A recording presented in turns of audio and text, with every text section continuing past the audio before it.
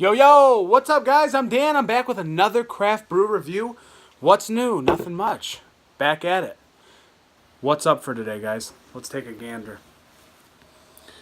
We've got Griffin Claw, Haze Force Intergalactic Planetary Hazy IPA. Right off the bat, I don't have much experience with Griffin Claw.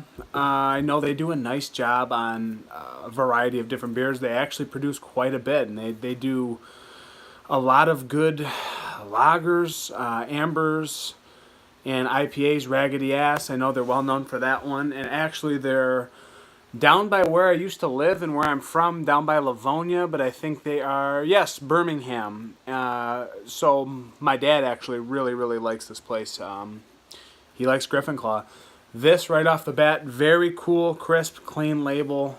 I like what they did here. They're going for the whole space, intergalactic, planetary, NASA kind of thing going on. But very cool label. It did catch my eye. My fiance picked these up. I actually don't know the price on it. I didn't ask. It is a 6% New England style IPA with 30 IBUs. That's very low IBU rating there. So yeah, we got a standard 16-ounce silver can. They put all the focus right into the beer, hopefully. And that's about it, guys. A lot of these hazy beers now are in the standard 16-ounce silver cans. That's what they're doing now. So before we go any further, let's just take a second to note that I have not had many Griffin Claw beers. I don't know terrible amount of what they really do and what they're about. I know Raggedy Ass IPA, El Rojo, one of their lagers with a little lime in it. Don't even remember what it's called, but thanks for joining again, pal. Yeah, you love being in the videos.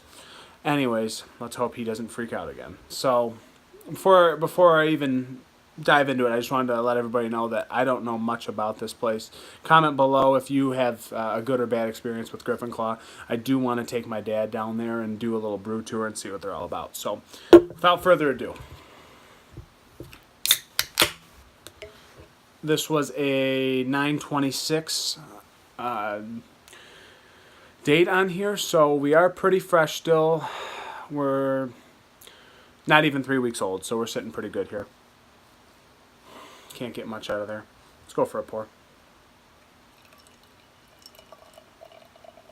Oh yeah, she's hazy.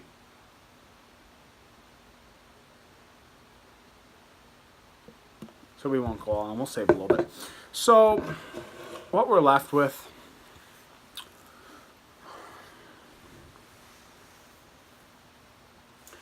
not quite an OJ, but a darker,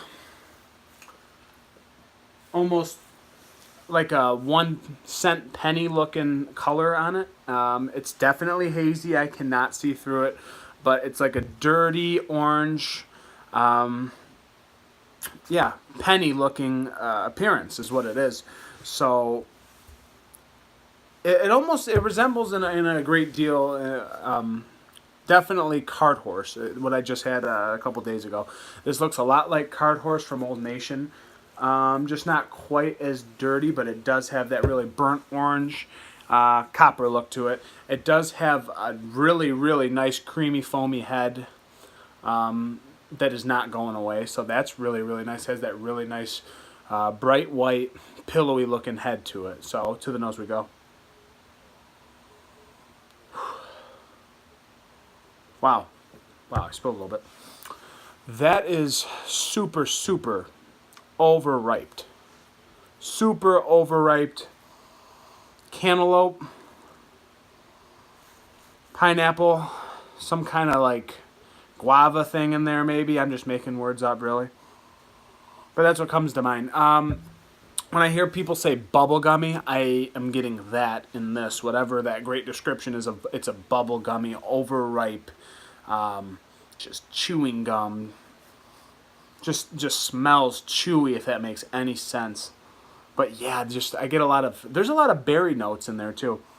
Like it almost smells like some blueberries dunked in sugar.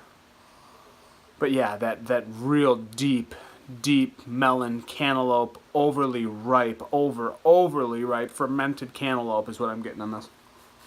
That's an interesting smell, guys. Smells very sweet. So, cheers. Let's get a taste.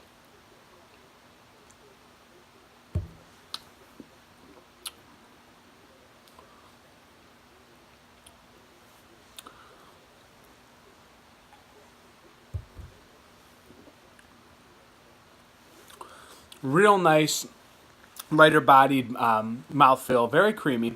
Just kind of like the way the head looked. Look at the way the head's really just sticking to the edges there. It's a really nice looking head there.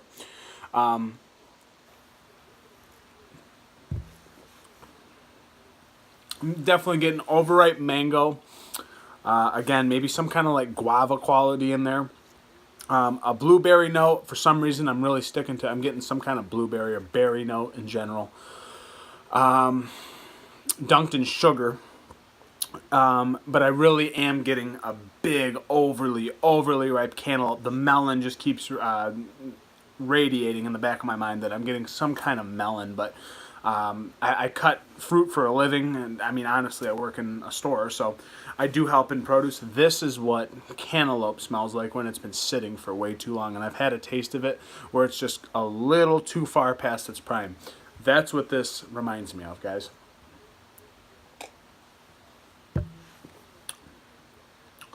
There's a really nice sweetness in it, and I thought it was actually going to be a little bit too overpowering for me, but the bitterness does come through a little bit, which is surprising because this is only 30 IBUs, but it's not super well-rounded, but I would say it's definitely rounded enough where it's very drinkable. Super drinkable, actually. See if it changes it at all. Nope, we're still going with that penny, copper, dirty burnt orange look. Very nice white, pillowy, foamy head. Not too shabby, guys. Does this blow my socks off? No. I don't really love the overly ripe thing. The real sticky bubblegummy, sugary berry note. I don't love it. I don't love that. It's probably just my own preference. It is just a little too overpowering for me, and that overripeness that this beer is really bringing forward here. So, what would I rate this?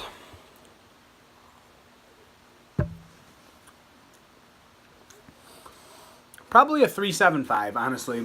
Somewhere in between there, maybe 3.8 at most. I wouldn't go much higher than that. I think it's just my preference. I do not prefer that real sweet overripe taste. But again, the bitterness is actually a little bit sharper on here than I anticipated, since it's only 30 IBUs and a 6% beer. But otherwise, not too shabby, guys. It's worth a try. I would definitely pick it up if you can find it.